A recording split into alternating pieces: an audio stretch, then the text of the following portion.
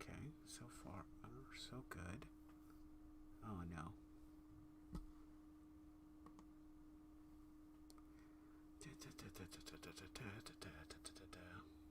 Oh wait. You know what? I'm gonna close this. I don't need it right now. Okay. We'll just go over here.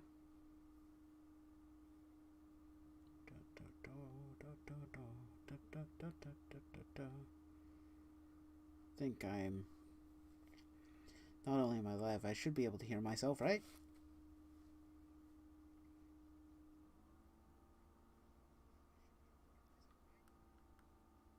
Oh, my audio is down. But I believe I'm live now. So let's go tweet this out.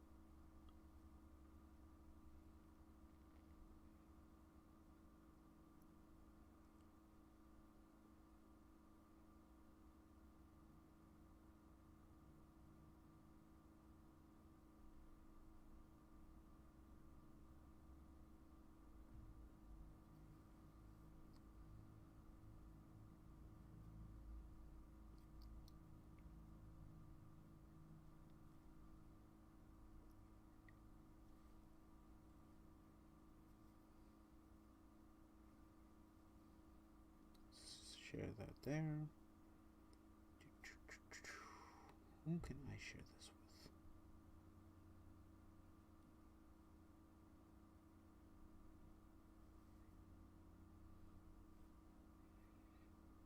with? Just share some stuff. No links, probably cover everything by myself, but that's okay. Just letting some people know that I'm live. Because I don't trust YouTube to tell people, to be quite honest. Seriously, I don't trust it. And I haven't live streamed in a good long while, actually, because of a lot of personal reasons. So that is a thing that has been happening. How about we share it on Discord?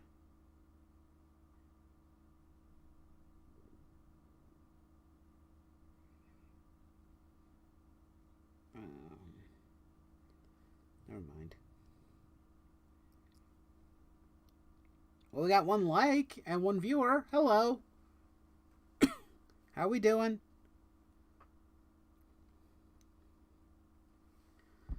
Welcome to the random stream. The random stream. It's a random stream where we're going to talk about some Falcom news, and I'm trying it on OBS this time because I've had a lot of trouble with SteamYard in more recent years, so I'm going to do it from here.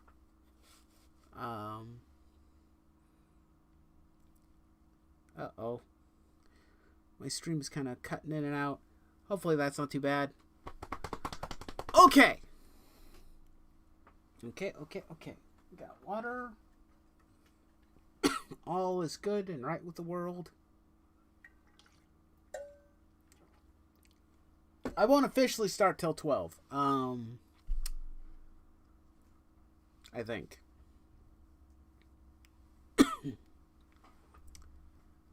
Obviously, this is not an official Falcom stream, and I don't get to watch the official stream. But since I don't speak Japanese, that probably is okay, because it'd be really, really, really hard to cover everything if I don't speak the language, right? Right. Probably because it's early. Probably most people might be sleeping or they're not around. They could be working. But I decided to do it early today because I want to.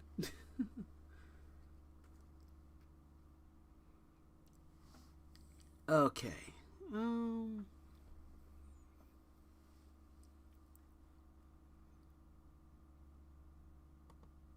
Okay, yeah, that blocks out that. What is this? Oh, I'm just playing around with OBS right now. There. Now everybody's got a picture. I'm gonna. Where was that? There's news for Trails of Cold Steel.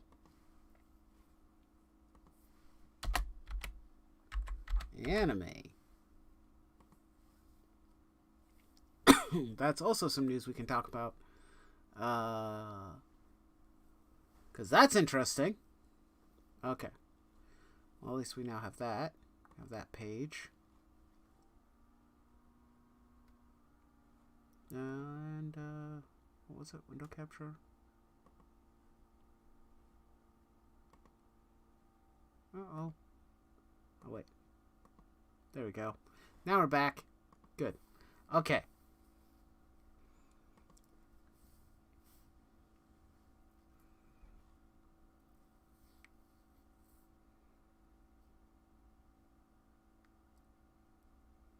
Oh, righty-dighty.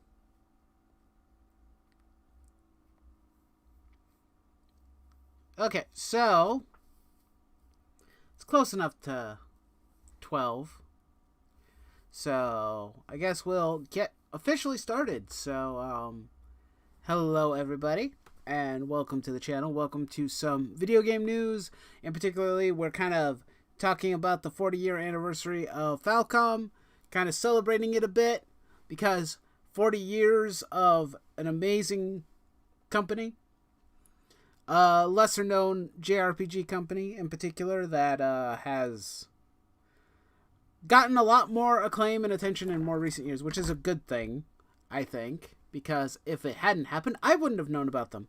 But there was a good amount of information that came out in the recent week or so, I guess, since this happened. We've gotten tons and tons of information on the new Legend of Heroes game that's coming out. We got a rough release date. We'll get to that in a second, but this was kind of interesting because I recently, well, here's the thing, I'm almost to the point of finishing Trails of Cold Steel 2, so that's really cool. That's kind of a brief video game update on what I'm playing on my spare time when I'm not live streaming or doing anything of that nature. I'm playing Trails of Cold Steel 2 and trying to finish it. I am planning on doing another video actually talking about Falcom and, well, more importantly, what was it? The YouTube channel called The Kiseki Nut was a great channel. Go find his channel. It's really good. He covers a lot of the Legend of Heroes stuff. And he did a video recently talking about how he became a Trails fan. And I'm like, you know what? I'm going to do a similar video. But I haven't started work on that just yet. But I'm going to. But yeah, I've got a story to tell, though mine isn't nearly as interesting as his. I gotta be honest. Mine's more or less, I'm just a fan of JRPGs, and I didn't get to go no travel or real epiphanies. Just kind of go over my history of how I became a fan of role-playing games, and then how I eventually stumbled onto the series, which is really cool. But let's kind of cover some of the news and information that came out. I think that'll be kind of fun. Whether or not anybody else is interested in that, I don't know, but I'm interested in it. That's what matters to me, is I'm interested, I'm excited. I'm glad that Falcom is getting a lot more attention more recently, because they deserve it. They are, in my personal opinion, the best JRPG company, or video game company that makes JRPGs. That's my personal opinion. I think they're the best at it currently. There are others that are also really good, but everybody kind of knows my I have no love lost for, Square Enix at this point. But this is, just pure and simple. I absolutely love Falcom. I am genuinely, because, like, on my desk right now, I'm looking at a bunch of stuff that recently came in the mail. Yeah, I'm obsessed with The Legend of Heroes, but I'm not going to show any of that stuff on camera or anything because I already recorded a video for that. So you'll see that in the future. But anyway, let's go over some of the Trails of Cold Steel news. They have a link to the 40th anniversary live stream. That's kind of cool. But that, like I said, will not be of any help to me because I don't speak Japanese. But let's see what Funimation has to say. Excuse me. JRPG fans rejoice. The popular franchise The Legend of Heroes Trails of Cold Steel is officially getting a television anime series in 2022 as part of a global collaboration between Funimation, User Joy, Sayo, and Nada. The project was announced during the game developer Neon Falcom's 40th anniversary livestream and will feature a brand new story set in the western part of Zumeria, where the Trails of Cold Steel games are set. So it's gonna be a brand new story, or is it connected to the main game? That's interesting. I don't know how legitimate that is. We'll have to wait and see. We hope that everyone, not only the fans that are familiar with the game, but also those who are not, can enjoy the new story that has never been told before, with unique characters from the Kiseki series, said User Joy Annie Liu. Also, we are developing a new game based on the anime storyline, so please look forward to that as well. Okay, so we're getting another game that is based on the anime. Interesting. I don't know. That's interesting. Will that be any good? I don't know. Let's hope so. Let's see. The Trails games series kicked off in 2004. Itself, a sub-series of the Legend of Heroes franchise with The Legend of Heroes Trails in the Sky on the PSP. It has since spawned numerous sequels, including Trails of Cold Steel in 2013, which is currently my personal favorite because it's the only one I've fully played. But trust me, I'm going to get to the other games eventually. Trails of Cold Steel tells a massive story of war set in the Erebonian Empire. They follow Rinschwarzer, a student in the military academy of the Empire, and who his class gets involved in the...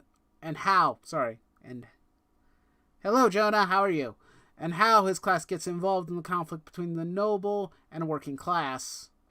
With such a huge world to explore, telling an original story set in this universe should be an exciting prospect for longtime fans of the franchise, as well as newcomers who want to dip their toes into Trails of Cold Steel. Oh, you poor souls. If this is going to be not based on the game, and they're going to be doing content that is not in the main story,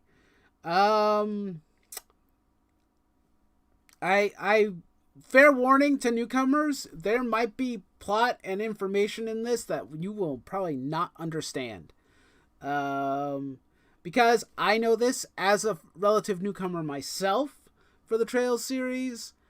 Yeah, they are normally very interconnected, so it is incredibly difficult and hard to understand everything that's going on. There's definitely going to be information that's going to be exclusive to the games that certain things may go over some people's heads. Probably even go over my head too.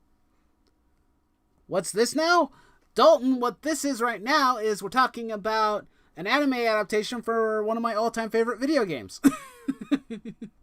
That's what we're talking about right now. How are you, man? It's good to see you. I'd invite you to chat, but I don't think we're friends on Discord. So that will be a little tricky. I'm trying something different. I'm using OBS to stream this. But yeah, they're talking about the fact that we're getting a anime adaptation of Trails of Cold Steel. But it's going to be explore a new story based in the Erebonian Empire, which is interesting. Falcom Hive Assemble. Yes, come join our group. Join the Hive. One of us. Come be a part of this wonderful, wonderful group of people. Trust me, if you own any type of video game console, or if you own a decent PC, you owe it to yourself to probably play one of these games, especially if you like role-playing games. Because trust me, it's worth it. All 80 hours of each game is worth it. I'm almost through Trails of Cold Steel 2, and it has been a wild and fun ride. The game has been praised for their emphasis on a character-driven narrative and world building, which sounds tailor-made for an anime adaptation. If you want a taste of how big the world of Sumeria is, just take a look at the official website for the games. The latest installment in the Trails of Cold Steel series launches on PlayStation 4 in North America and Europe last year, and will make its way to PC and the Nintendo Switch on April 9th. Yep, and I'm waiting for my pre-order to finally come in NIS America for my Nintendo Switch version of Trails of Cold Steel 4. Are you excited for the latest Funimation collaboration with Trails of Cold Steel?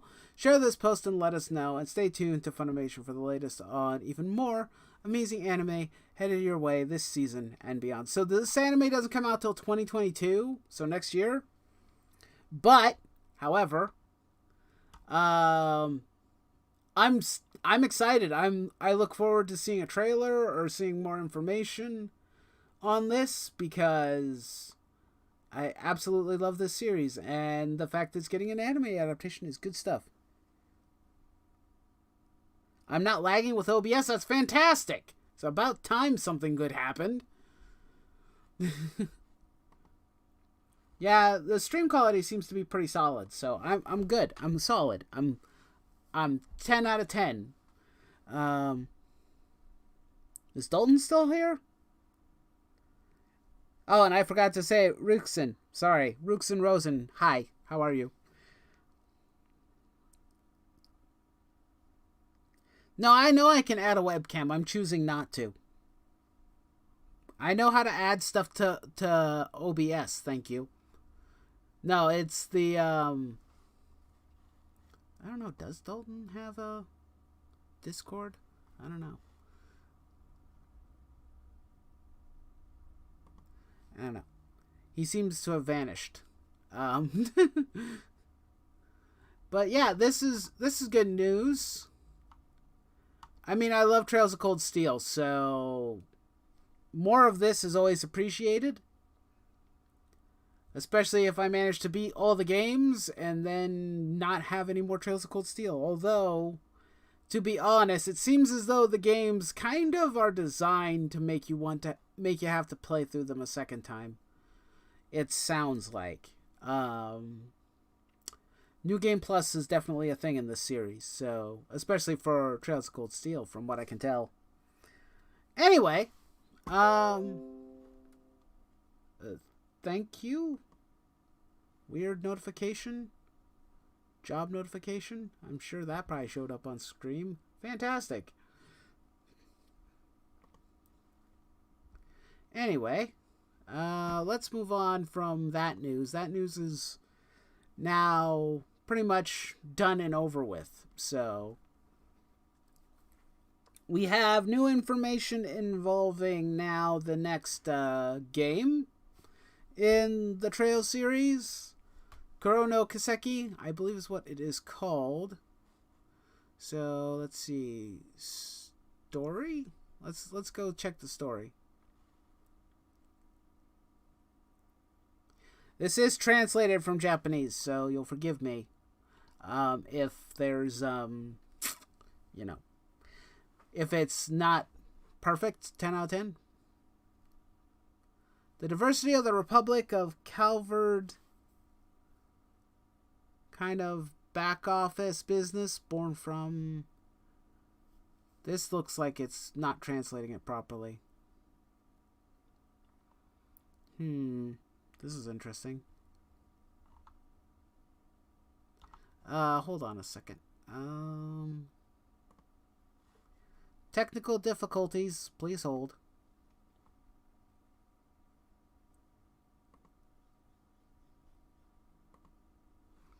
Please enjoy the image. Chrono Kiseki. Maybe the fandom page will be of more help. Yeah, this will definitely be of more help. I should probably bookmark this page at some point, but I haven't done that yet. Okay.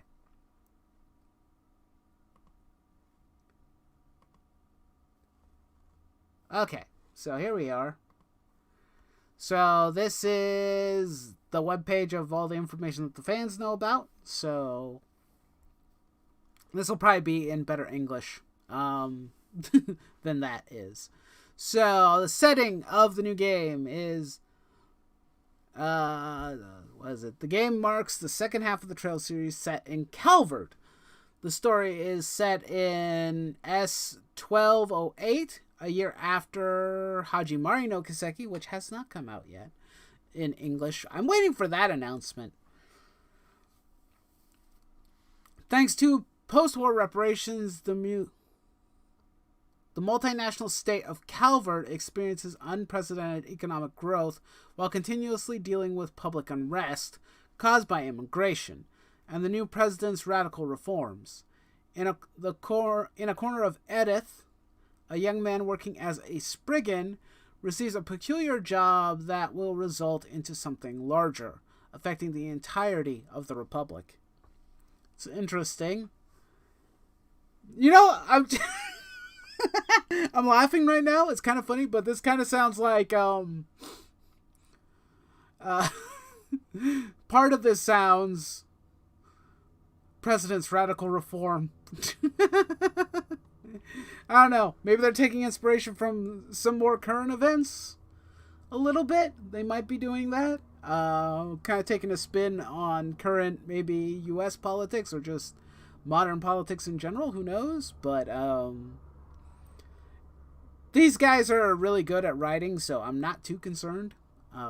These guys, the people who work on these games are fantastic with writing and whatnot. So, because it's talking about immigration and whatnot, it's like that's a little bit of a hot button topic. But anyway, what is a Spriggan? Okay, Spriggan, a type of underground business born from the diversity that is the Calvard Republic. At times as a detective, at times as a negotiator, at other times as a bounty hunter. They accept all types of requests from anyone. Subcontract work from the police on requests that they can't handle. Consultation about things can't see the light of day. From civilians, even legitimate requests from criminals and underground groups. That is the way of those who are called the Spriggan. Wonder who they're referring to in the game synopsis. They're referring to the president of the Republic of Calvard. Who he is and whatnot, I don't know. I don't think we have any official information on him yet. But basically, you're not going to be dealing with that. You're going to be dealing with the job of a Spriggan. So the main character, who we'll get to later, is by the name of Van, is a Spriggan. So his job is basically the same job that the Bracers Guild has in the other side of Zamaria, where basically they take on requests and whatnot. So basically this game's missions and whatnot will pretty much follow the same type of information that we've had in the previous games. So that's good to know. But the difference will be that they deal with both legitimate and illegitimate jobs, which is interesting. That's definitely different. That means we're going to be doing a lot more seedy underbelly type stuff, which might be actually really interesting to check out. Because if you're dealing with legitimate requests from criminals and underground groups, that's going to be interesting. The year is 1208 of the Septian calendar. In the slums of the capital city of Calvard is in a rundown old building. A refined-looking girl wearing the uniform of renowned school was paying a visit. I created resolution office. She started dignified at the simple letter on the plate. She swallowed audibly and knocked on the door 3 times. A yawn, a visitor before lunch, that's unusual. At a glance, lazy but composed, seemingly mature but rather quiet, the young man's voice rang out, and the doorknob turned slowly. Here is the beginning of a new Trails story. Checks Twitter. I meant Discord. Mistype. What?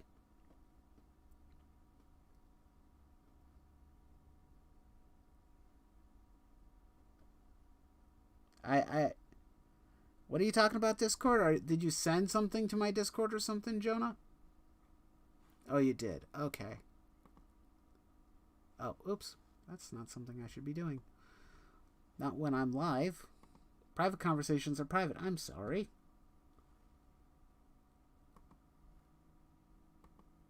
There. Hold on a sec. My bad.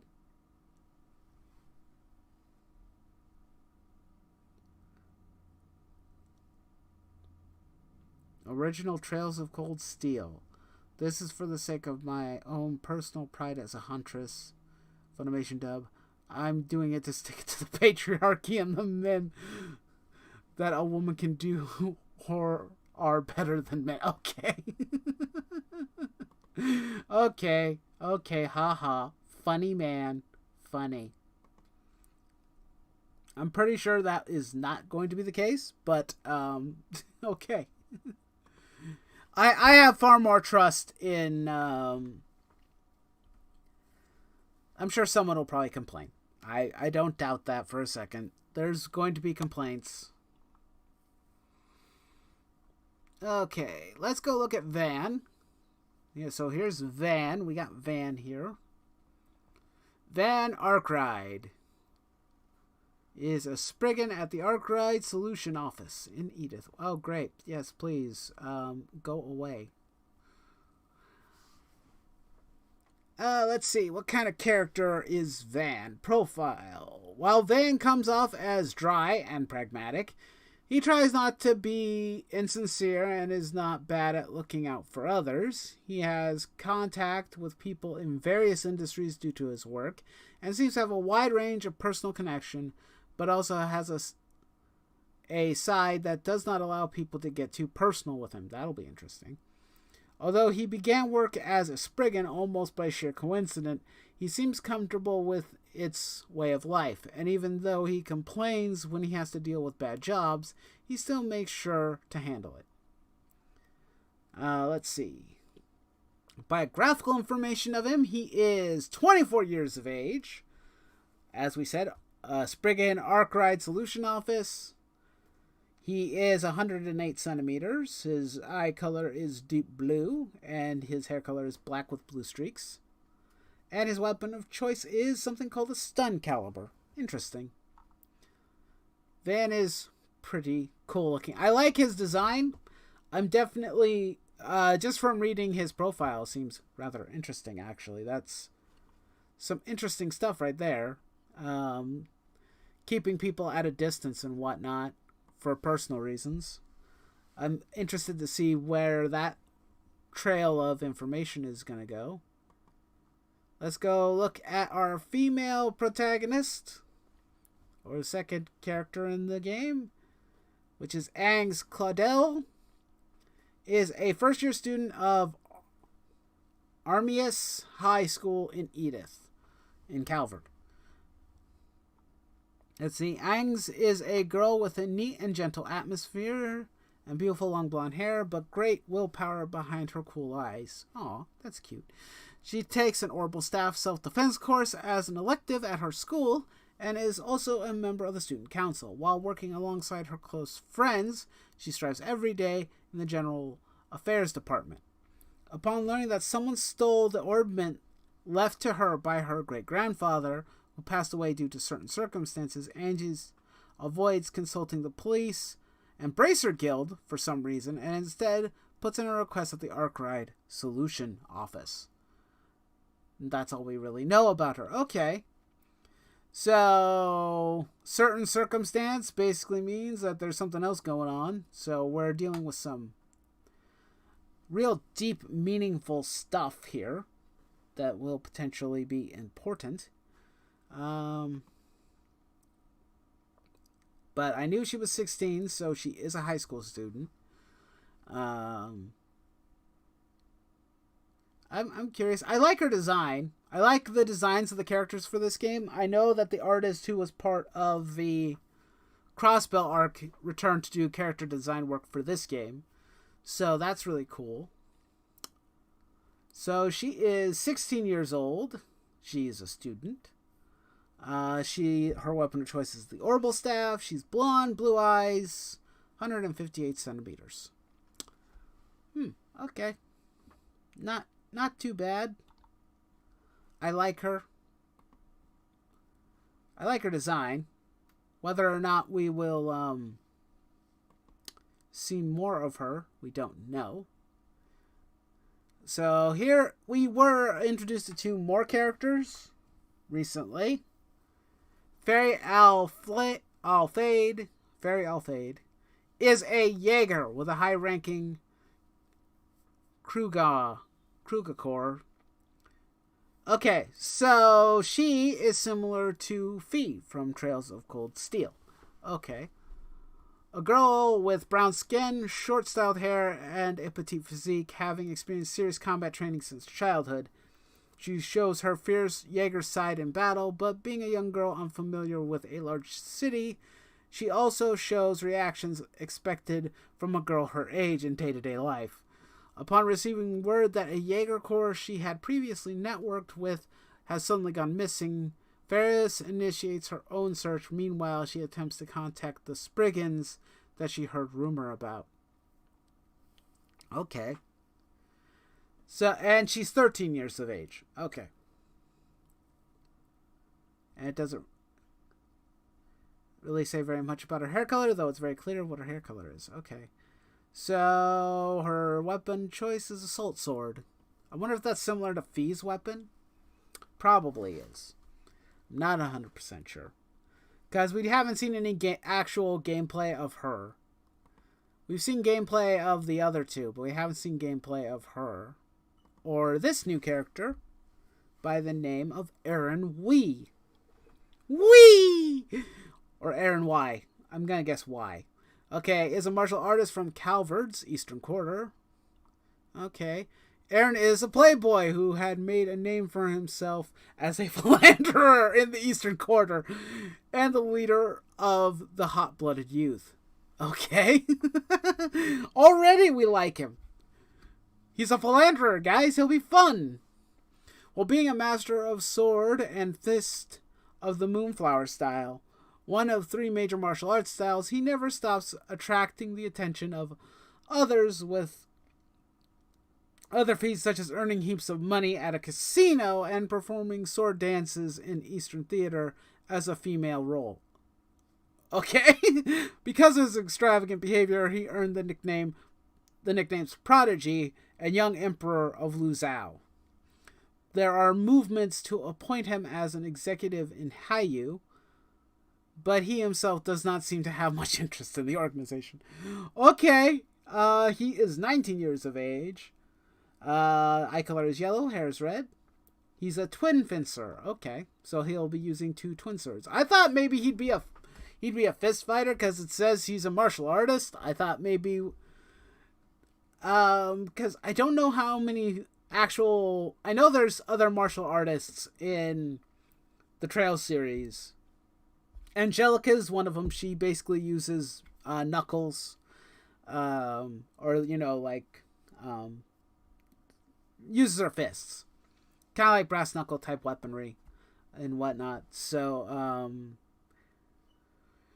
I was kind of hoping that he would be the same, but it looks like he's a twin sword. He's a dual wielder, but that might also be cool too.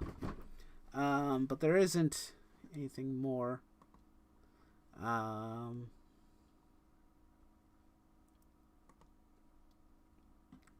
course, we can probably also share a little bit of art for the game. That's also pretty sweet and pretty cool.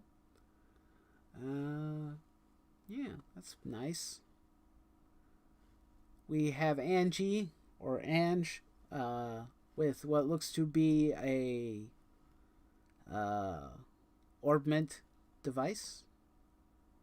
This is an interesting picture. I have no idea what it's entailing, because we got this dude here. Actually, there's a better picture on the main website. Hold on. Yeah, this picture right here. We've got like a weird animal-like creature coming out. A girl in the back with what looks like ribbon weapons of some sort, maybe? I don't know. I'm fairly positive that this is not the new character. It's not Van. The individual looks a little bit too old to be Van.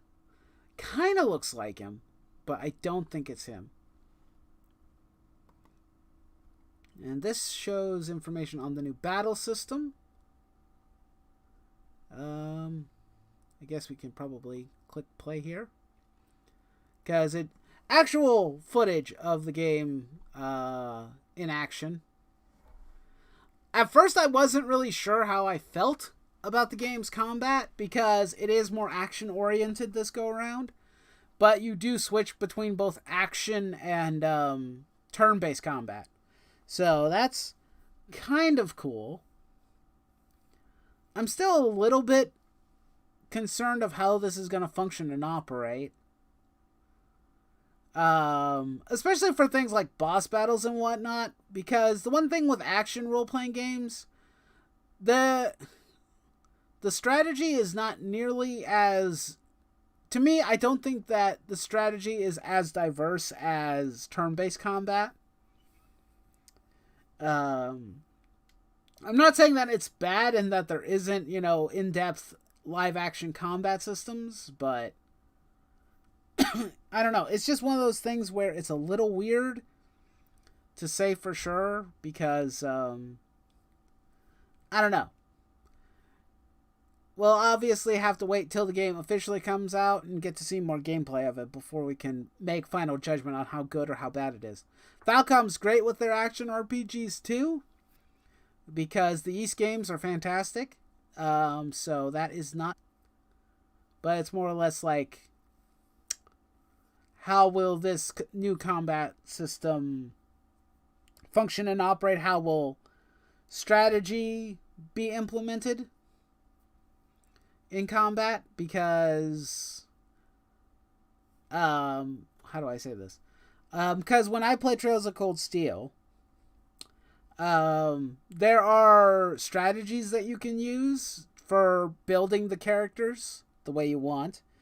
You basically give them the appropriate if you give them the appropriate quartz and the appropriate equipment, they can be a certain type of unit that can deal with certain types of situations.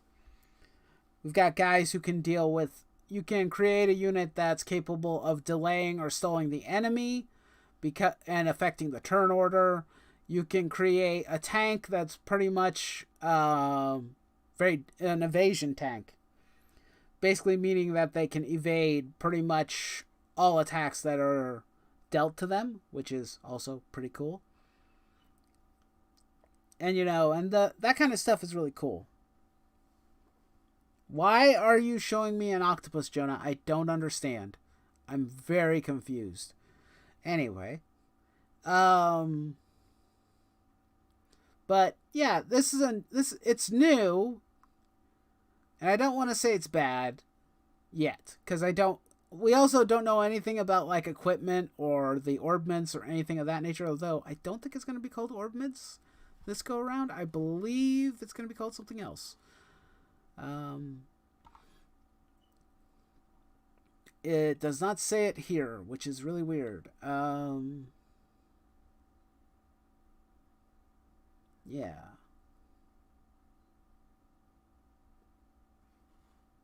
Oh, but the good news is that the game is coming for PS4. So... And it isn't being said of whether or not it'll be moved to the PlayStation 5 or anywhere else. If it's going to the PS4, that's great, but I don't know. I wouldn't mind probably getting it on the Nintendo Switch, though I don't know if this... Well, the Switch can handle most PS4 ports, so it probably wouldn't be too much of an issue. So...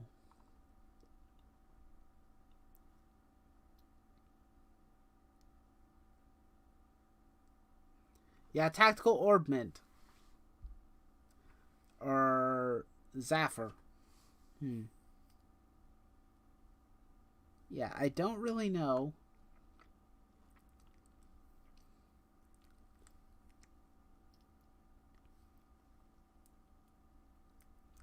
It's fairly interesting. It will be probably interesting to play around with this, though.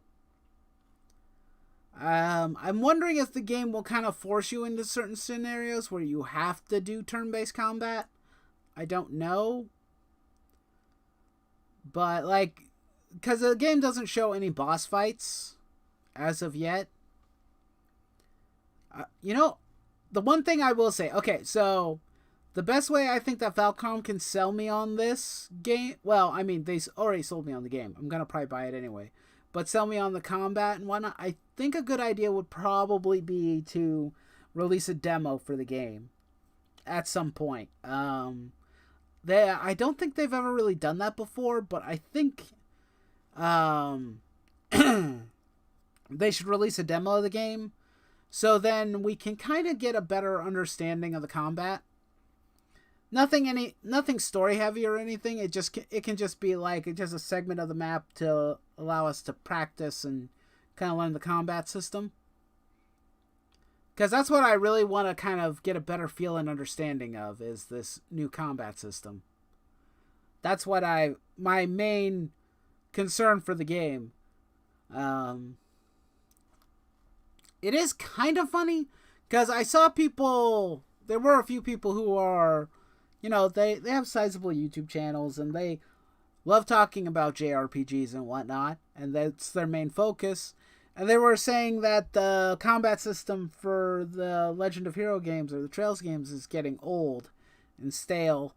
But at the same time, I thought it was really weird to say that because, what was it? What was I thinking? It's weird to say that out loud because, I mean, the Persona games have had pretty much the same combat system pretty much since Persona 3, I'd want to say. They've added new things and new elements to it, but it's been roughly the same style of combat as most of the Shin Megami Tensei games. Jonah, what are you doing in my chat? Please explain yourself.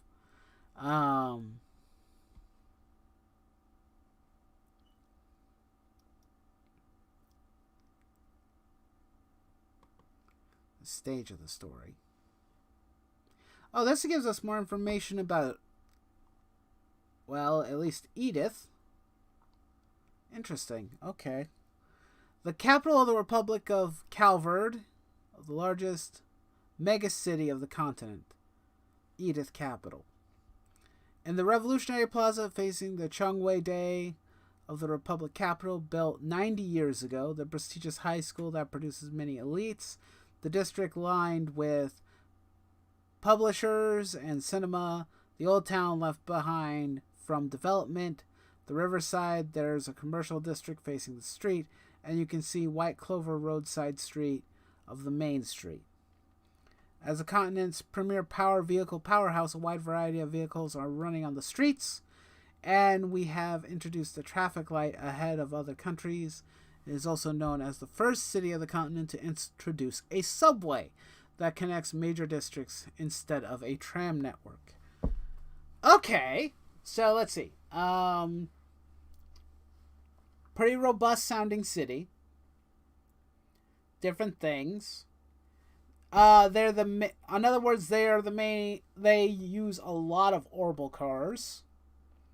So that'll mean that we will potentially does that mean that when we visit the cities, there will be a lot more cars roaming around? Because there was only one place in Trails of Cold Steel that had any cars driving on the roads, and that was Heimdall. That was the capital.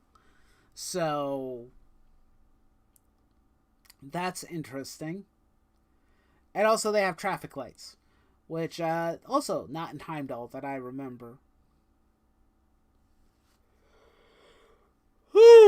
But it also introduces subways. That is pretty Cool. Say they have a video here. Oh. Oh, that's cool. Looks like we're kind of in the lower part of the city, kind of the dirty, grungy location of the city. Do we get to see a good portion of the city? Or does the whole city look like it's grimy and dirty? But it looks good. Well, we're also looking at portions of it at night, so that's interesting.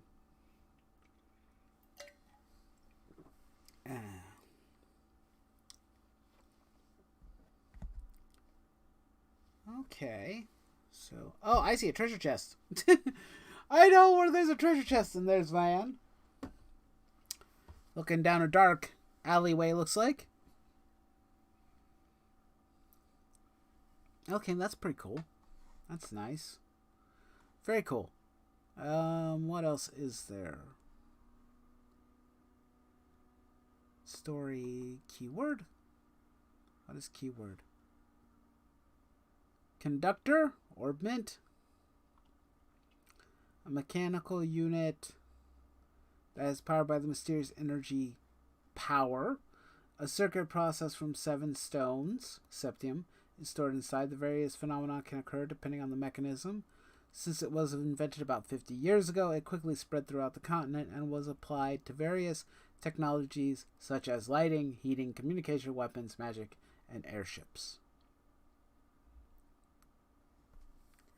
So this gives information more about the Republic of Calvard, one of the largest nations of the continent, located in the midwest part of the Sumerian continent. Originally, it was a royal system, but the Democratic Republic was enforced in the wake of the Democratic Revolution that occurred 100 years ago. Yeah, so this is very different from Erebonia, because Erebonia is run by a royal family. Well, actually, no, it's ruled by a royal family and and also basically a governor system. I'm assuming Erebonia Crossbell re-independence as an autonomous region after several years of events. Although tax revenues from the autonomous states are no longer included, the enormous amount of compensation from the empire has brought about an unprecedented boom, and it is becoming the nation's primary nation in terms of both economics and military affairs. Okay. And then they have the Septium Church here, a religious organization that worships the goddess, the Eidos, the goddess of the sky, which has the widest faith in the continent. This is so very true. It is said that the early church was established immediately after the Great Collapse, which is said to have destroyed the ancient Sumerian civilization and led the people in the midst of turmoil. Although its influence has declined slightly since the Power Revolution, it is still in a position to educate the public in fields such as scholarship, education, and medicine. Bracer Guild. The Atlas Association, or Atlas. Research and combat professionals called and make requests and humans help that the military and police of each country cannot follow. With the primary purpose of protecting the safety of civilians and the peace of the region. We will dispatch sailors in response to requests for extermination of monsters and crime prevention. Due to its international and neutrality, it also arbitrates disputes between nations. Yep, that sounds about right.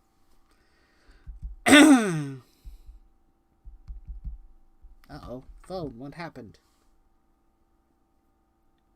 My phone did not want to work for me.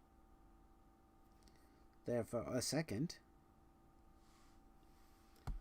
Let's see, and then they got the Jaegers, which are the hunting corps, a combat group that carries out missions given in exchange for huge rewards, even if they are illegal acts. Since it operates in secret from the underworld, such as the Mafia and the State of Power, it exists its existence is rarely known, even if it engages in large-scale battles. So, yeah. Jaegers are basically mercenaries. Back office business born from the Arkwright Solution Office, which we kind of already discussed and covered. So, yeah, that's pretty cool. Let's see, gallery. What do we got for the gallery? Concepts and visuals. Always love to see some good art. And there's that one dude, whose name now officially escapes me. Hold on. What was his name again? Aaron. So there's a picture of Aaron, which is very nice. And we got Van and Angus, somewhere in Calvert. That's pretty cool. I like that. I wouldn't mind having something like this as a poster. Looks pretty cool. And Van just chilling out in his office, obviously. Just relaxing, sleeping, taking a nap after a long day's work. And then we got this image, which we've already seen. And then this image. Okay, that's pretty cool. Pretty good. Okay, so... Was there any more news or information that came out? Hold on a second. Let me check my twatters. Because I follow a few people who know some stuff. Where are you? Yeah, this individual. Oops. Yeah, this person's a freelance translator, so...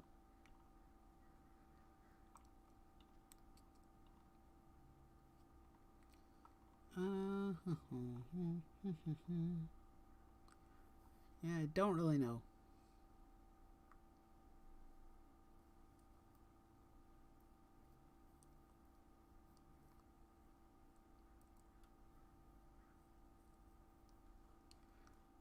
Okay. Not really a whole lot there, from what I can tell. Okay, so... Now, what do we do? What do we say or cover? Honestly, though, I am excited. And if you couldn't tell by the front page, this game is scheduled to release in 2021. So, that's big news. That's, I wasn't expecting it to show up that early, actually, to be honest.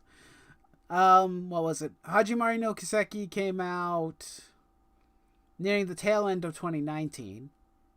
Or was it 2020 or 2020? Hold on.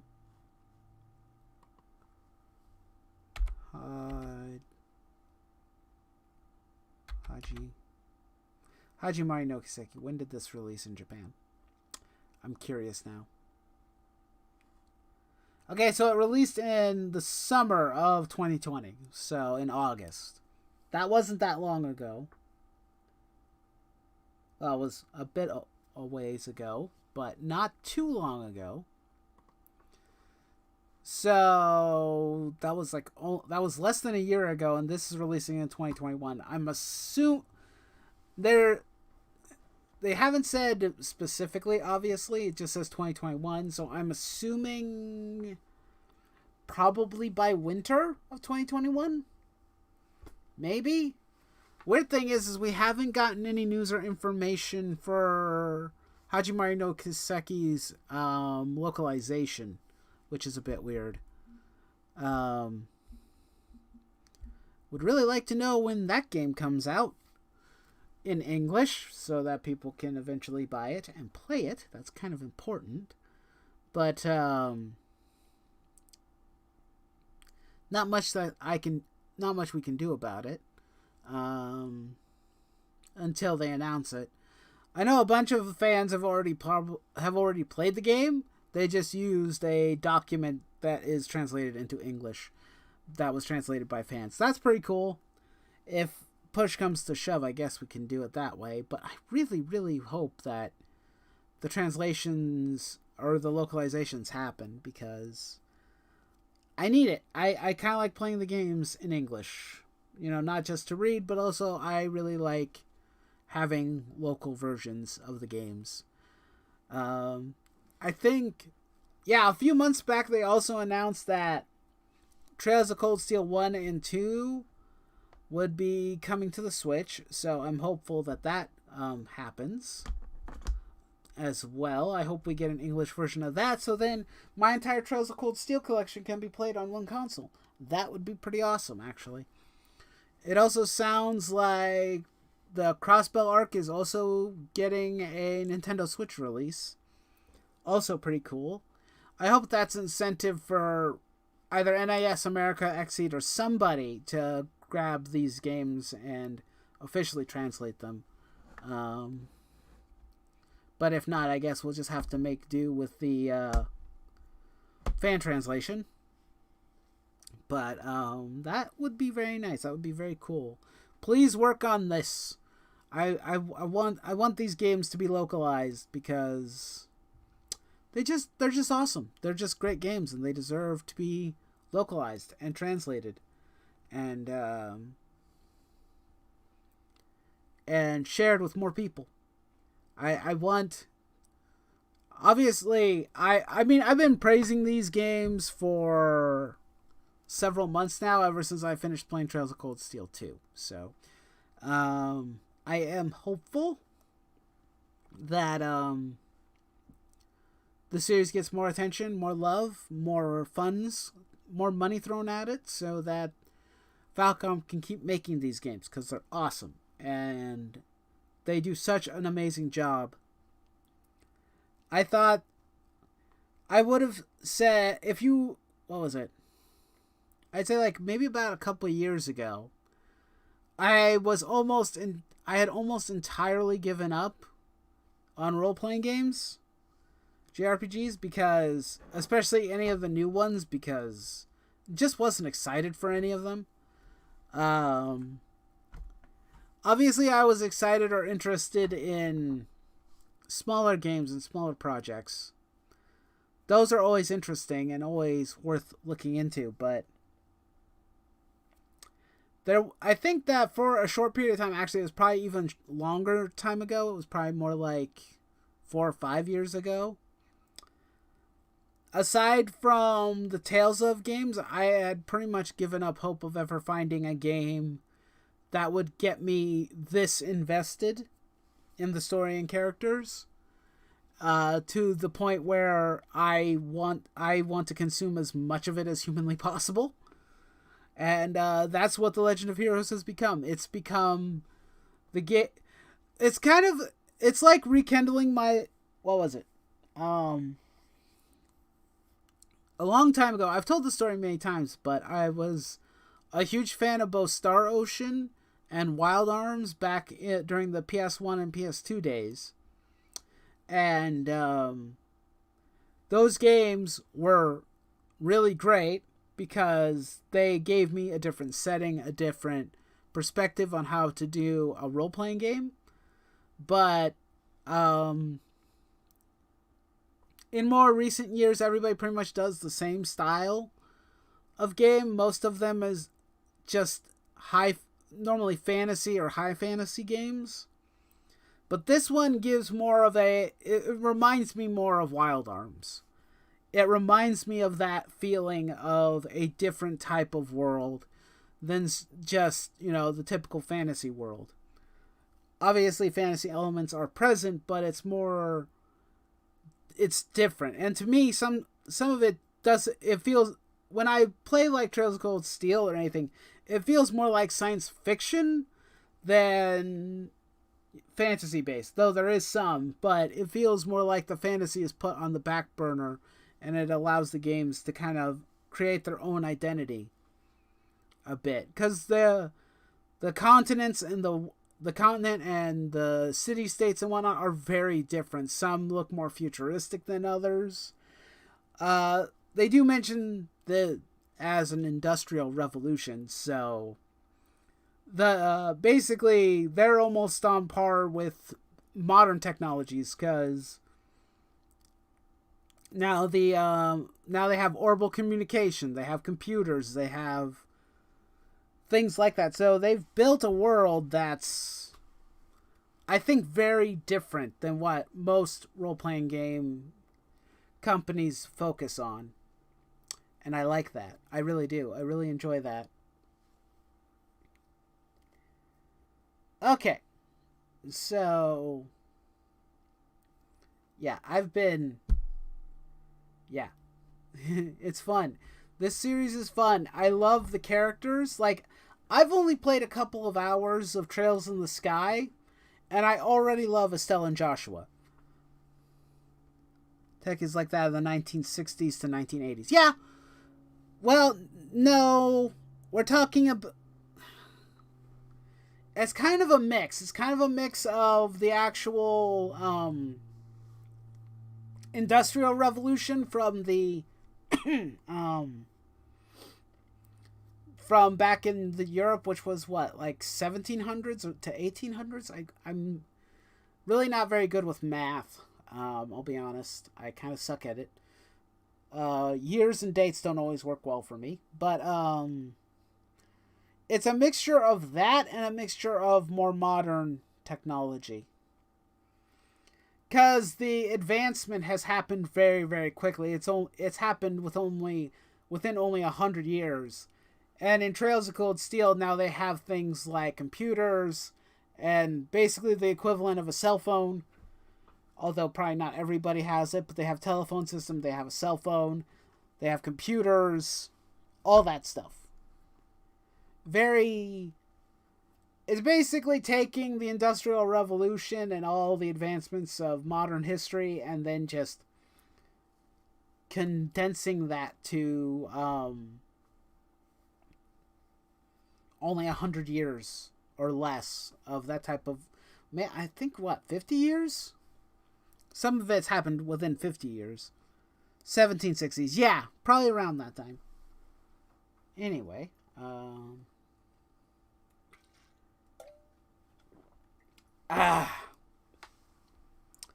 But still, I like the game aesthetics and the way that they have built their world and whatnot. What else could we do?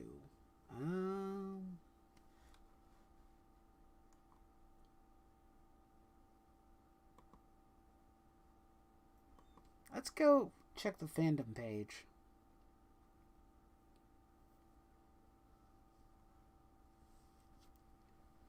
Okay.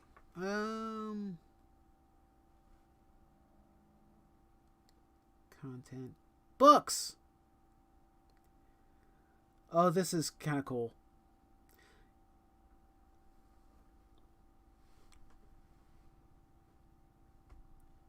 Yeah, and like even the books in this game, they do even short stories, which are interesting. Tech can jump by a massive mile if you let it and search to improve it. Yeah, that's true. Maybe that's something I could do for fun.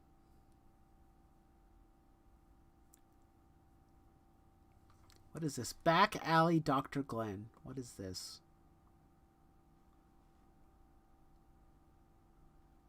Crossbell City. Afternoon of the Wolves. Let me see.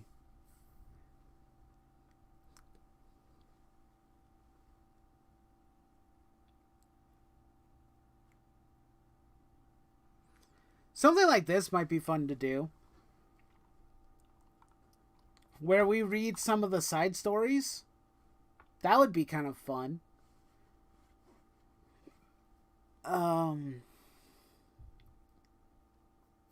Maybe I'll do that. Maybe that would be a fun project, maybe. I wonder if people would dig that if we did actual live readings of some of the books that are in the Legend of Heroes games. Wonder if anybody would be interested in that. I'd love to know if I could, basically record myself reading a chapter or reading a book. Maybe the whole book, either live on stream or in some other form or fashion. I wonder if anybody would be interested in that. Because these books, because here's the thing, I haven't read any of them much. The only thing book-wise that I've read from these games is, what is it? The newspaper. Books. And what I read was the Imperial Chronicle. Oh wait, no, not the Imperial Chronicle. Oh yeah, no, the Imperial Chronicle. Look at our IRL day. The smartphones we had were nothing but sci-fi back almost 100 years ago, when the Atom Age was about. Even the ability to have Wi-Fi chargers as well. That's true. You got a good point. And Gundam's history and technology can advance quite quickly too. It can happen. But yeah, the Imperial Chronicle. We got this. I haven't read all of them from Trails of Cold Steel 1, but all of the things from the Imperial Chronicle from Cold Steel 2, I've read. The UC has had a massive boom in tech that eclipses what was there in the 1 Year War. That is true. Yeah, you got a point. You got a good point. But yeah, maybe I'll look into that. Maybe that might be something fun that I decide to do as a side project, is read some of these books. Either live or read them, Maybe live would be the best option. I don't know. Because then we could probably go over a good portion of the books in one fell swoop. And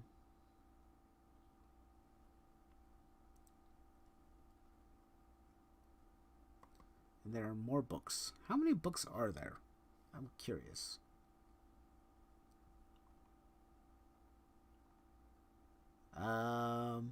Okay.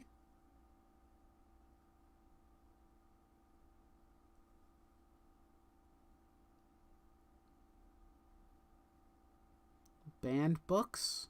What is this? So, a listing of books prohibited for publication by the Septian Church and by the government of Erebonia. Istamel's Tale. There's currently no text in this page. Okay. That's not available currently. That's interesting. And Gambler Jack. But why is Gambler Jack not allowed in Erebonia? That's weird.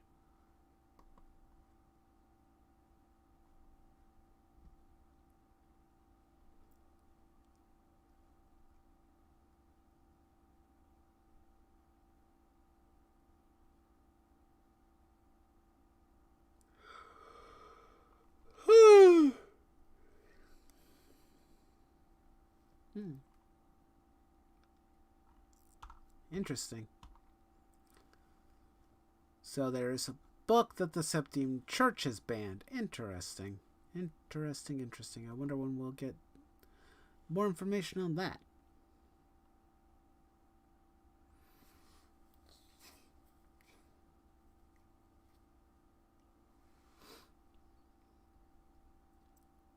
The Saint and the White Wolf. What is this?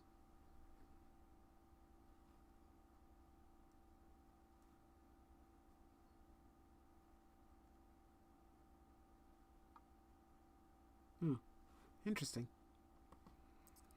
I'm learning things. I'm just looking over things right now.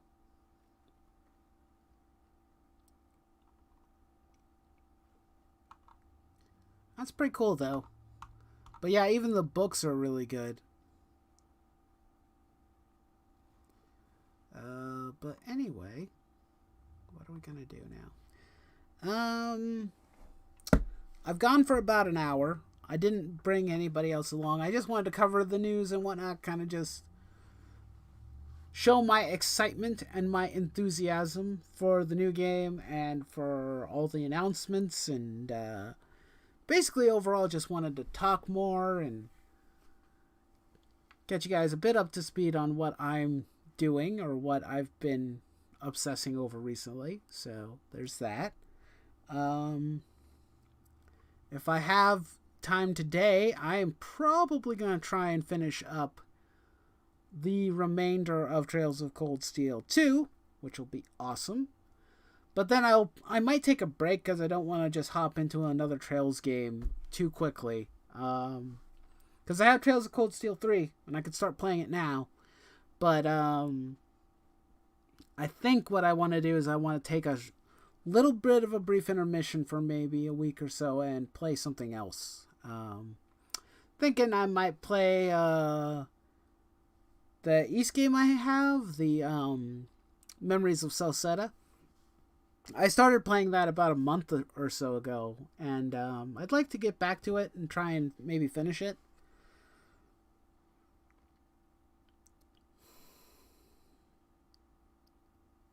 What are we talking about? How about this as an idea? The evolution of name of franchise timeline here. Just for what you like. Short fun thing. I don't really know if I fully understand what you mean, Jonah. But that might be cool. I don't fully understand what you're getting at, though. Sorry. Maybe an example would help.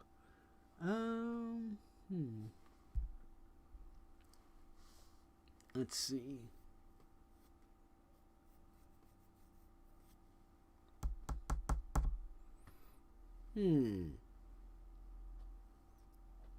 But yeah, if we get more news and information about this game or about any of the other stuff, I'll probably keep you guys updated on it because I'm watching it as closely as I possibly can. Obviously, I'm not perfect and I'll probably miss a lot of things, but... Okay, who are you and go away? I don't care. Stupid notifications. Oh.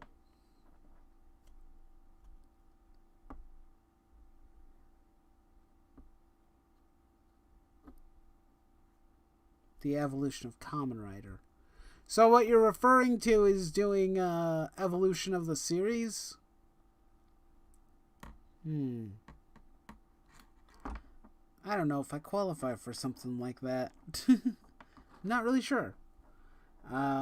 There's a lot of, where people just like show gameplay footage of games and their change and evolution over time. Those are relatively common videos online. If I were to do something like that, more than likely I would not get any type of viewer traction.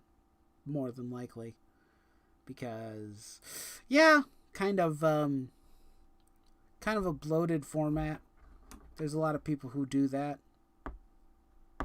Doesn't mean that I can't do it, and if I was interested in doing that, I would. But, I don't know. Not really something I've ever thought of doing.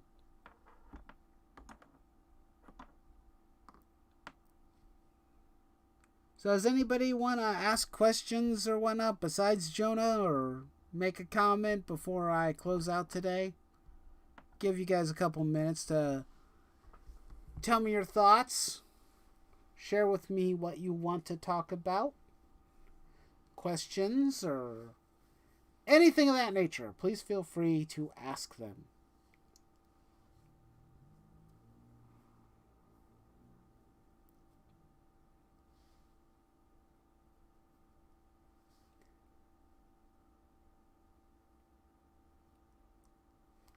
The one thing is that, now that I'm thinking about it, the one thing that we haven't been shown for the new games is any of its music, and I'm kind of excited to hear some of that, and I'm hoping that we get an opportunity to hear some of that stuff. Because I'd like to hear some of the music, because Falcom games have fantastic music.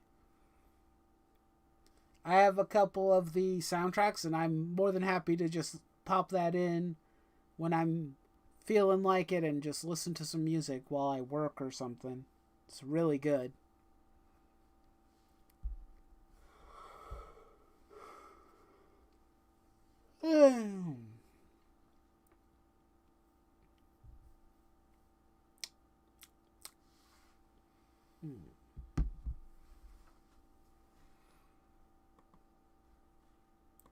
Any new notifications?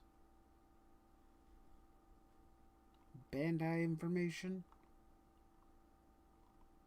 Good stuff, I guess.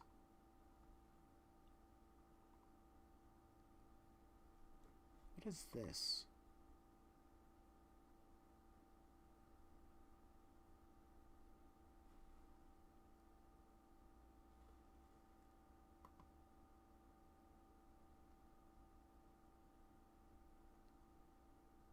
Must be a new game. Or wait, no, it's not a new game, it's an old game.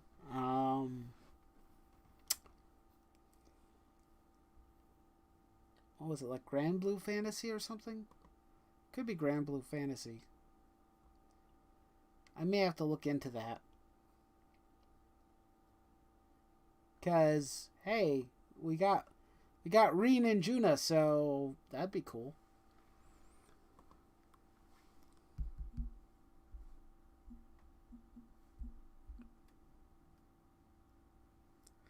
Well, anyway, guys, I guess I'm gonna close out the stream for now. I'll probably be back this weekend for another live stream. Actually, I will be. We'll probably go back and play some more Trails in the Sky. Because I started that on the channel, and I would very much like to continue it. So we'll probably be doing that relatively soon, either on Saturday or Sunday. I haven't decided yet, but we'll pick a day, and I will throw myself more into Trails in the Sky, which will be awesome and a ton of fun. So I hope everybody had fun. Hang out. It's short today, but I've got other stuff I need to work on. So I hope everybody has a good day, and I will catch you all next time. Nightwolf is out.